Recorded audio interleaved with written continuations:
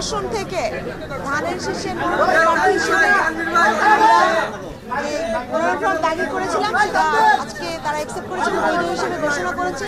আলহামদুলিল্লাহ, আলহামদুলিল্লাহ, তার কাছে শুকরিয়া জানাই। এবং ইনশাআল্লাহ আমাদের বাংলাদেশ জাতীয়তাবাদী দলের পক্ষ থেকে এই ধানের শীষের প্রতীক নিয়ে আমরা সকলে নেতাকর্মী, ঢাকা 14 আসনের সকল নেতাকর্মী সহ আপামর জনগণ আমাদের জাতীয়তাবাদী যে আদর্শ, যে নীতি, তাকে সামনে রেখে গণতান্ত্রিক যে বাংলাদেশ রাষ্ট্র গঠনের যে আকাঙ্ক্ষা আমাদের, যেটা আমাদের দেশনেত্রী মরহুমা বেগম খালেদা জিয়া ছিলেন, যাকে আমরা হারিয়েছি, এবং সেই আকাঙ্ক্ষাকে বাস্তবায়ন করার জন্য ইনশাআল্লাহ আমরা একসাথে কাজ করে যাব।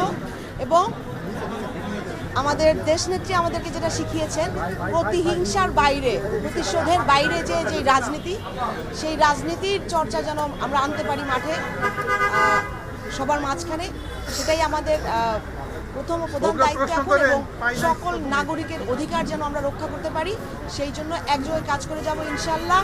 আমাদের সাথে থাকবেন, বাংলাদেশের পক্ষে থাকবেন, ধানের শীষের জন্য কাজ করবেন, বলবেন সবাইকে ধানের শীষকে ইনশাআল্লাহ আমরা বিজয় করে আনবো।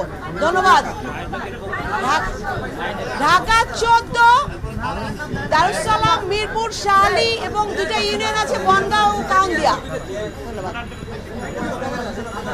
ভোটারদের উদ্দেশ্যে প্রতিশ্রুতি হচ্ছে, আমি তাদেরই একজন, সাধারণ পরিবার থেকে বেড়ে উঠে এসেছি, তাদের পাশে দাঁড়িয়েছি।